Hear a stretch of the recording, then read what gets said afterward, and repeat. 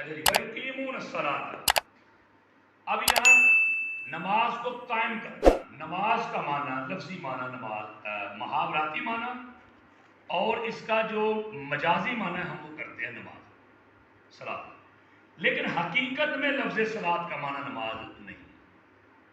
آپ جانتے ہیں کہ عربی زبان میں ہر لفظ کا ایک لغوی معنی ہوتا ہے، ہر لفظ کا لغوی معنی ایک ہے، اس کے مجازی معنی بہت سارے، مجازی معنی آپ جتنے مرضی کر لیں، مفہوم کے اعتبار سے، معنی کے اعتبار سے، اور ماں بعد اور ماں قبل کے اعتبار سے آپ اس کے معنی جتنے مرضی کریں۔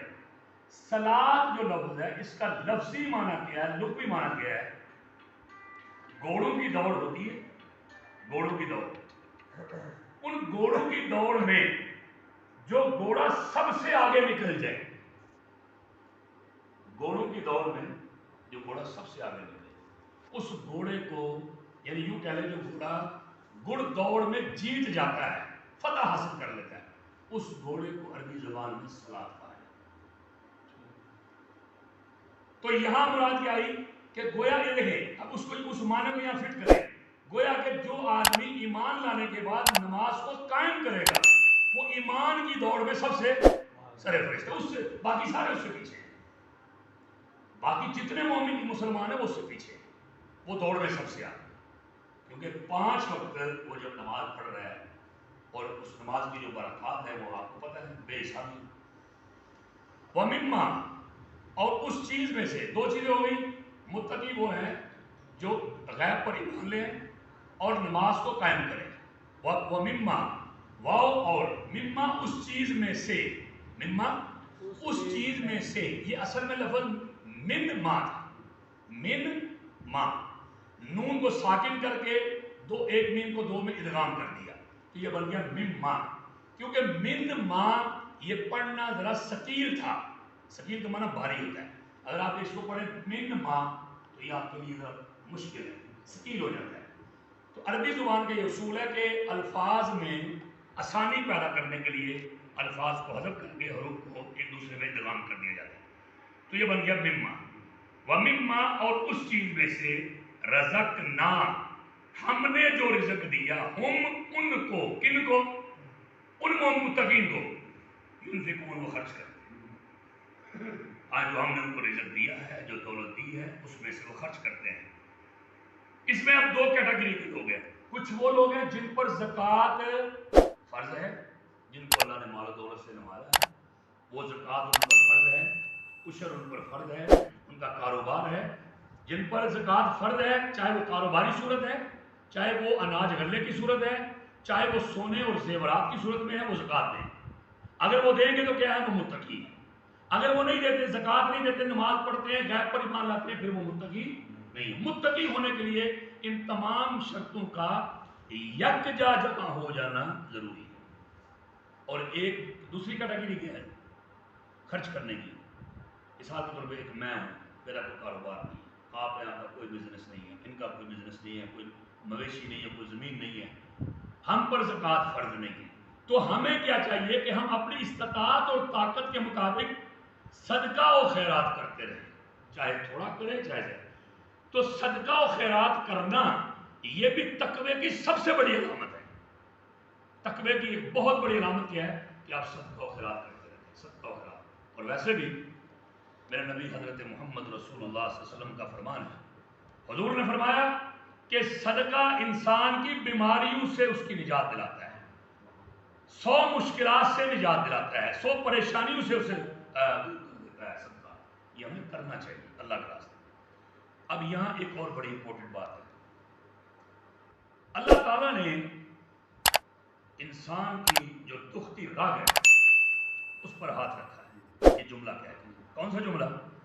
وَمِمَّا رَزَقْنَاهُمْ يُنْفِقُونَ، تو متقی اس وقت تک بنے گا، یہ کیوں کہا کہ تجھے جو میں نے جو رزق دیا وہ خرچ کر، میرے راستے میں خرچ کر، یہ جملہ کیوں کہا ہے؟ اس لیے کہا کہ تیرے تقوی کا تقاضا یہ ہے، میرے ساتھ تیری محبت کا تقاضا یہ ہے کہ تو مال و دولت، مال پرست نہ کہیں بن جائے، زر پرست نہ کہیں بن جائے۔ 3 چیزیں نا دنیا میں جن سے انسان بڑی محبت کرتا ہے، زن، زر اور زمین، یہ 3 زے بڑے خطرناک ہیں، یہ 3 زے، زن، زر اور زمین، جو چیزیں انسان کو دنیا میں سب سے زیادہ محبوب ہے، سب سے زیادہ انسان پسند کرتے ہیں، اللہ کہتا ہے یہ جو میں نے شرط لگائی ہے کہ جو مال تاکہ تیرا یہ عقیدہ بن جائے، تیرا یہ ذہن بن جائے کہ یہ جو مال میرے پاس آیا ہے اس میں میری عقل، میری قوت، میری دانش، میرے شعور کا کوئی کمال نہیں ہے، یہ سارا مال دیا ہے کس نے دیا ہے؟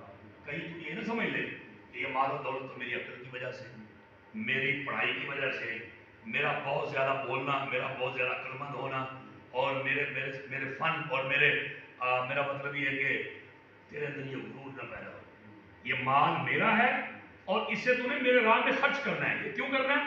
تاکہ دیکھیں نا، اب یہاں اللہ نے ایک متقی انسان کے دل سے زن، زر اور زمین کی محبت کو بھی ختم کیا، کیونکہ ایمان کی سب سے بڑی منافی جو چیز ہے، منافی سب سے زیادہ ایمان کے جو اگینسٹ چیز ہے، اس کی جو مخالف ہے، جو ایمان کو ٹھیس پہنچاتی ہے، وہ کیا ہے؟ وہ ہے مال کی محبت۔ مال کی محبت انسان کے ایمان کو کھوکھلا کر دیتی ہے۔ تو اللہ نے کہا اس محبت کو تمہیں اپنے اندر سے ختم کرنا ہے، تجھے مال پرست، تجھے زر پرست نہیں بنانا، تو نے اس کی پوجا نہیں کرنی، تو نے اسے اپنا خدا نہیں بنانا، تیرا خدا میں ہوں، جو آئے اس میرے راستے میں خرچ کر، میں تجھے اور دوں گا۔ لئن شکرتم، اللہ نے قرآن میں کہا لأزیدنکم، اگر تم میرا شکر کرے گا میں تجھے اور دوں گا، وَلَئِن کَفَرْتُمْ إِنَّ عَذَابِي لَشَدِیدٌ، اور اگر میرا کفر کرے گا اور سمجھے گا یہ جو کچھ ملا میری وجہ سے ملا ہے تو پھر سن لے میرا عذاب بہت سخت ہے۔ لہذا ہر پل، ہر لمحہ اللہ کا شکر ادا کرتے رہنا چاہیے۔ والذین، اور وہ لوگ، والذین، اور وہ لوگ، آپ والذین کو پڑھا دیا، یؤمنون، جو ایمان لاتے ہیں، بما، اس چیز پر یا اس چیز کے ساتھ، دونوں معنی کر سکتے ہیں، اس چیز پر ایمان لائیں یا اس چیز کے ساتھ ایمان لائیں، انزل الیک، انزلہ جو نازل کی گئی اے محمد صلی اللہ علیہ وسلم، الیک آپ کی طرف، اب آپ کی طرف کیا نازل کی گئی ہے؟ بتائیں بھائی، حضرت محمد صلی اللہ علیہ وسلم کی طرف کیا نازل کیا ہے؟ قرآن۔ ہاں، یہ چوتھی شرط ہے متقی کے لیے، کہ چوتھی شرط یہ کہ جو ہم نے آپ پر نازل کیا ہے قرآن مجید، اس پر ایمان لے کے آئیں، وہ یہ مانے کہ یہ اللہ کی سچی کتاب ہے، وہ یہ مانے کہ یہ کسی قسم کی رد و بدل سے پاک ہے، وہ یہ تسلیم کرے کہ یہ عالمگیر کتاب ہے، وہ اس بات کو اپنے تہ دل سے تسلیم کر لے کہ اس کے بعد کوئی کتاب دنیا میں نہیں آئے گی، یہ کتاب آخری کتاب ہے اور آخری نبی پر نازل، اور یہی کتاب رشد و ہدایت کی ضامن ہے، اور یہی کتاب ہے جو ہمارے لیے مکمل ضابطۂ حیات ہے۔ یہ اللہ تعالیٰ نے ہمیں ایک گائیڈ لائن دے دی ہے زندگی گزارنے کی، اس سے بہترین گائیڈ لائن زندگی میں کوئی نہیں۔ اگر اس کی گائیڈ لائن پہ آپ چلتے رہیں گے تو اس کی آخری منزل کیا ہوگی؟ جنت، اللہ کی رضا۔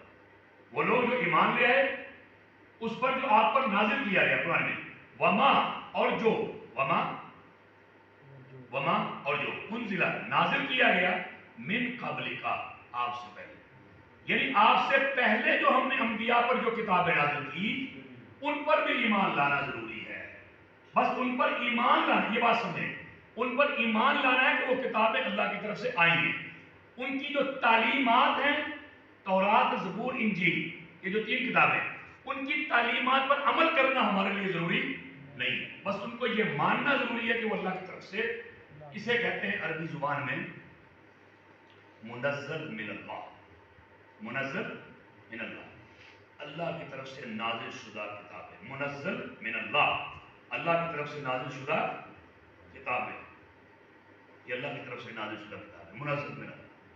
ہمارا ایمان ہے کہ تورات اللہ کی طرف سے آئی، ہمارا ایمان ہے کہ انجیل اللہ کی طرف سے آئی، ہمارا ایمان ہے کہ زبور اللہ کی طرف سے آئی، اور ہمارا ایمان ہے کہ جن صحیفوں کا اللہ نے قرآن مجید میں ذکر کیا ہے، صحف ابراہیم و موسیٰ، وہ جو صحائف ہیں، وہ جو صحیفے ہیں، وہ بھی اللہ کی طرف سے آئے، بس ہم نے ایمان میں ان پر عمل نہیں، عمل ہم نے کس پہ کرنا ہے؟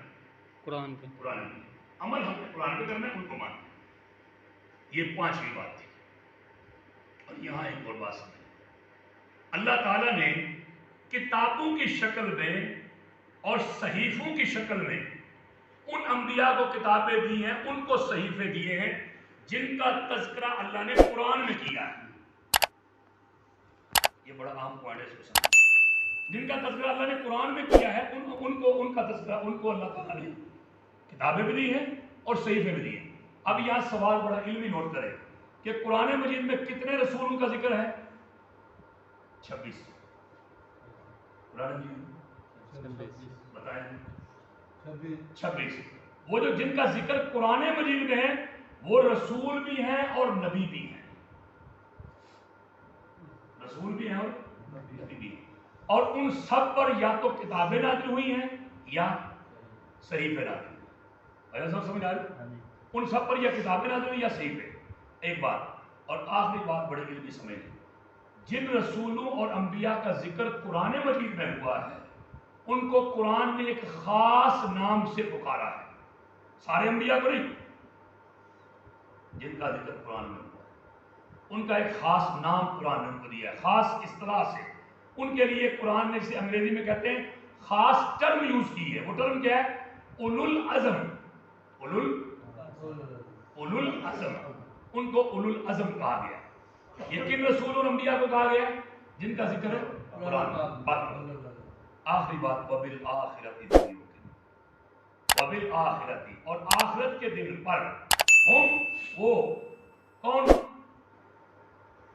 متقی یوقنون یقین رکھتے ہیں.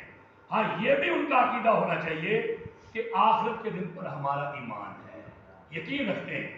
اب یہ آخری بات سمجھے بس. یہ جو آخری جملہ کہا گیا نا کہ آخرت کے دن پر یقین رکھتے ہیں, یہ ایک بڑا معنی خیز جملہ اللہ نے استعمال کیا. اس میں بہت ساری چیزوں کو شامل کیا. آخرت پر ایمان لانے کا پہلا مطلب کیا ہے کہ بندے کا یہ یقین ہو کہ یہ عالم عارضی ہے, وہ عالم دائمی ہے.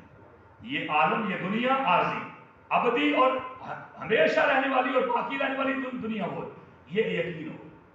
ایک تو آخرت پہ ایمان لانے کا مطلب یہ ہے کل من علیہا فان ویبقی وجہ ربک ذو الجلال والاکرام فبأي آلاء ربکما تکذبان. یہ عقیدہ پہلا عقیدہ آخرت کے بارے میں.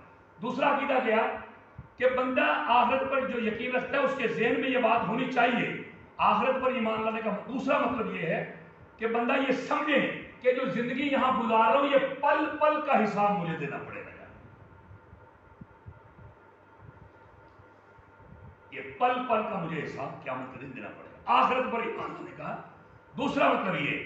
اور تیسرا آخرت پر ایمان لانے کا مطلب یہ ہے کہ آپ یہ سمجھیں کہ جیسے دنیا میں ہم زیادتیاں کر کے ظلم کر کے مخلوق خدا پر بچ جاتے ہیں, وہاں ہماری بچت نہیں ہوگی. وہاں ہماری بچت آج جو دنیا میں کریں گے فَمَن يَعْمَلْ مِثْقَالَ ذَرَّةٍ خَيْرًا يَرَهُ وَمَن يَعْمَلْ مِثْقَالَ ذَرَّةٍ شَرًّا يَرَهُ.